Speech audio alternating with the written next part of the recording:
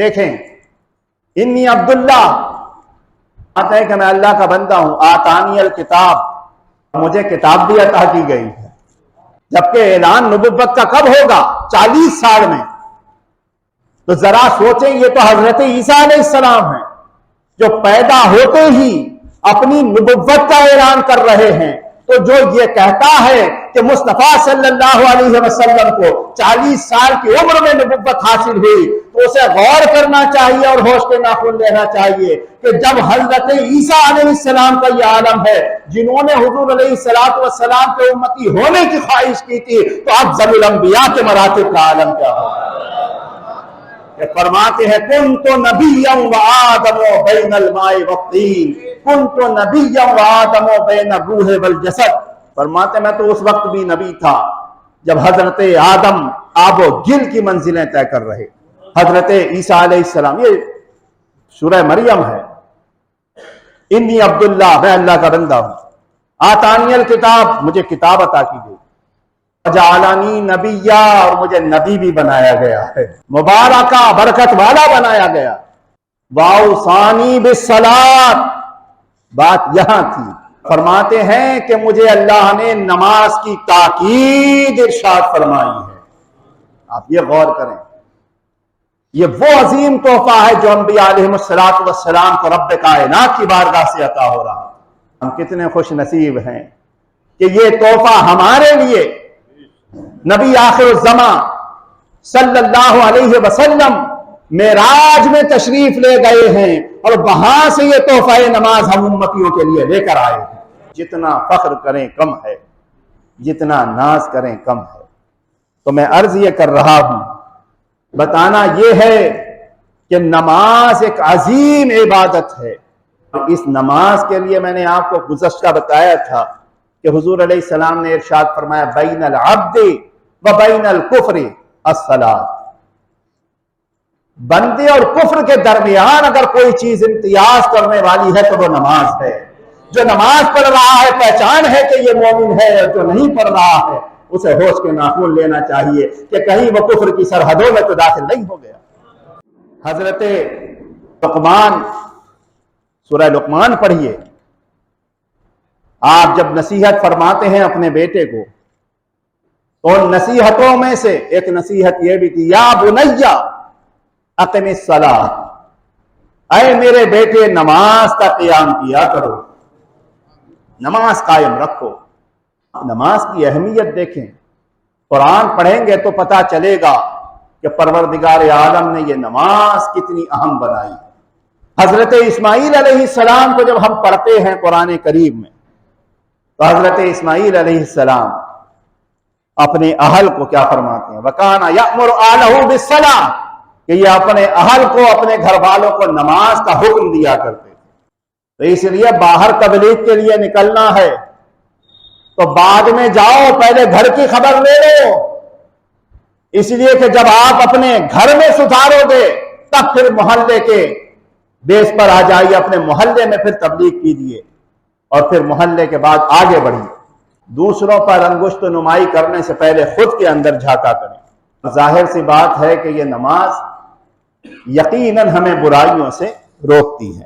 تو نماز کے بارے میں ایک دو مقام پر نہیں، قرآن عظیم متعدد مقامات پر ارشاد فرماتا ہے۔ جیسے میں نے گزشتہ عرض کیا تھا بالکل آخر میں کہ حضرت ابراہیم علیہ السلام یہ دعا مانگتے ہیں، اور یہ دعا آپ کی زبان سے ادا ہوئی ہے، اور اللہ کو اپنے محبوب بندوں کی ادائیں اتنی پسند ہے کہ انہی لفظوں کو جو ان کی زبان سے نکلے ہیں اللہ نے اپنا کلام بنا دیا۔ رب اجعلنی مقیم الصلاۃ ومن ذریتی ربنا وتقبل دعا، اے میرے رب تو میری ذریت کو، تو مجھے اور میری اولاد کو نماز قائم کرنے والا بنا دے۔ ہم لوگ دعائیں بھی مانگتے ہیں تو ہماری دعاؤں کا عجیب حال ہے، مجھے بھی مالدار بنا دے، میرے بچوں کو بھی مالدار بنا دے، گاڑی بھی دے دے، بنگلے بھی دے دے، یہ بھی دے دے۔ اس لیے اگر چلنا ہے حق راستے کی طرف تو وہ راستے انبیاء علیہ السلام کے ہیں، وہ راستے شہداء کے ہیں، وہ راستے صدیقین کے ہیں، وہ راستے صالحین کے ہیں۔ اس لیے کہ جب ہم ہر نماز میں سورہ فاتحہ پڑھتے ہیں تو پروردگار عالم کی بارگاہ میں عرض کرتے ہیں اہدنا الصراط المستقیم، ہمیں صراط مستقیم کی ہدایت عطا فرما۔ صراط مستقیم کیا ہے؟ صراط الذین انعمت علیہم، ان کے راستے پر جن پر تو نے انعام کیا، ان کا راستہ ہی حق راستہ ہے۔ تو یاد رکھیں، ہم نے قرآن سے جب انعام والوں کی فہرست پوچھی ہے تو فرما رہا ہے انعم اللہ علیہم من النبیین والصدیقین والشہداء والصالحین وحسن اولئک رفیقا۔